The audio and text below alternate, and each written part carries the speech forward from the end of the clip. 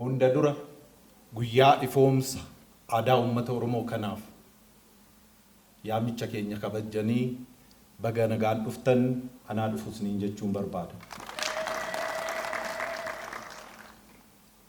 Uummanni Oromoo heddummina isaatiin akka gaanfa Afrikaatti saba tokkoffaa. Saba tokkoffaa ta'uu qofaa miti aadaa dilbii uummata qabu. Baroottan darban aadaa kanaan masakamaa sirnoota faallaasaa turan qabsaa'ee injifatee sirna hundeeffatee jira. Dabalataanis akkuma duratti jaalleewwan kaasaa turan uummanni Oromoo falaasamaa fi madda aadaa isaa kan ta'e sirna gadaa biyya keenya fi uummattoota addunyaatiif uummata gumaacha uummata aadaa fi seenaa duudhaa safuu guddaa qabu uummata guddaa uummanni keenya.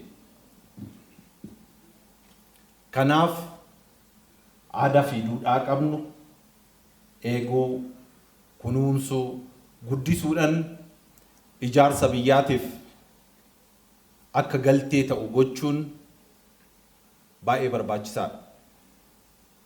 Biyyoonni addunyaa rakkoo hawaas dinagdee fi siyaasaa isaan qunnamu furuudhaaf aadaa isaanii yeroo yeroodhaan haaromsaa faayidaas irraa argatanii jiru.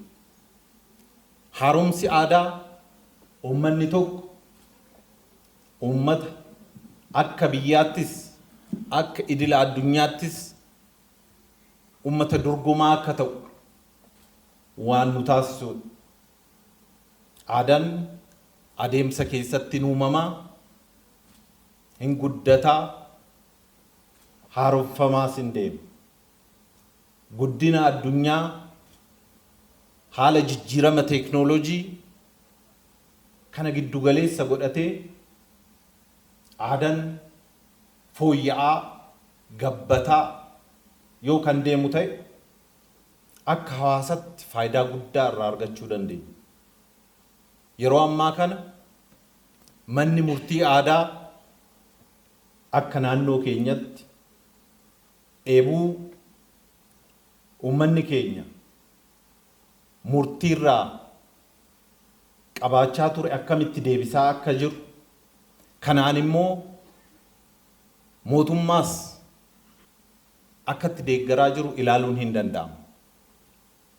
Kanaaf artistoonni keenyas abbootiin amantaas uummanni keenya fi hojjettoonni mootummaa sadarkaadhaan jirtan dhimma haaromsa aadaa dhimma guddina aadaa kana qaama karoora keenyaa godhannee itti fufiinsan irratti hojjannee uummanni keenya dhimma kanarraa fayyadamaa akka ta'u kanaanis faayidaa waloo uummata keenyaa akka dhugoomsinu carraa kanaan yaamicha dabarsuun barbaada. Baay'ee ulfaadhaa galatoomaa jechuun barbaada.